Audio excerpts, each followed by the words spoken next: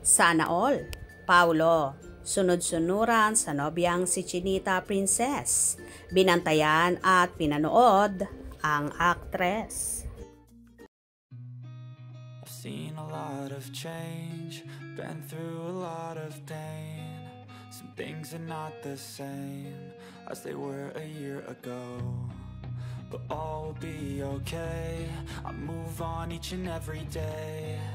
The past. Nako, umaariba na naman ang diehard fanay ni Kim Chiu at Paolo Abilino ha. Sa simpleng exchange lang ng tweets, hindi na napigilan ng mga Kim Pao fans ang kanilang kilig overload. Paano ba naman kasi sa congratulatory post ni Paolo sa X, super cute ang naging reply ni Kimi. Ang simple lang naman ang post ni Pao.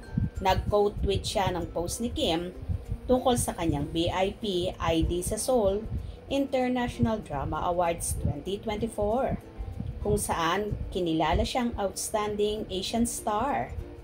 Very classic, Paolo. Naglagay pa ng 3 clapping dogs na IGF para sa extra kulit. Pero ang talagang benta sa mga fanay ay ang bonggang sagot ni Kim. Say ni Kimi, "Win-win. Thank you, papi. Ay, Pao pala. Hehehehe. Watch ka. Eto ang link." Diyan na nga tuluyang nataranta ang Kim Pao fandom. Hindi magka-damayaw ang mga fanay sa comment section. Say ng ilang netizens, "Kaloka, ba't naman ganyan kayo, Kimi? Hala, parang iba na talaga itong Kim Pao. Thank you for greeting Kimi at me Paolo Abilino. You know how much it really means to us. Kim Pao fans, sending you also our virtual hugs, Pao. Her winning is your winning too. Love you much, Kim Pao." It's so heartwarming na kahit may kanya-kanyang ganap sina Kim at Pao, nananatili silang supportive sa isa't isa. Truly, ito ang patunay na friendship goals talaga sila. Pero friends nga lang ba talaga at hindi pa magjowa? Well. Abangan natin yan. Samantala sa naging interview ni MJ Felipe sa Dalaga, natanong kasi siya ng reporter kung bakit niya tinawag na papi si Paolo. At sagot naman ng actress, kasi raw mga papis yung GIF na ikinoment ng aktor.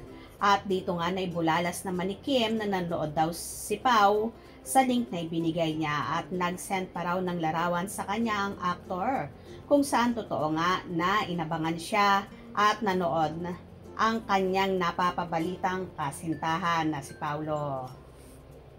Ito, Kimi. O, Kimi, pinag-uusapan na yung pagtawag mo ng papi. Papi kasi mga aso yun, papi. Okay. Pero ano pa ka na? Pinag-gratulate ka na rin ni Paolo.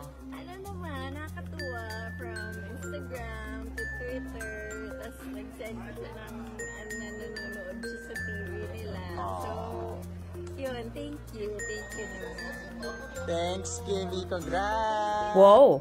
Di pa ba magjowa ang ganyang datingan ng Kim Pao? Ano sa palagay nyo? Kayo na ang bahalang humusga. Hope you enjoyed. Please subscribe for more info.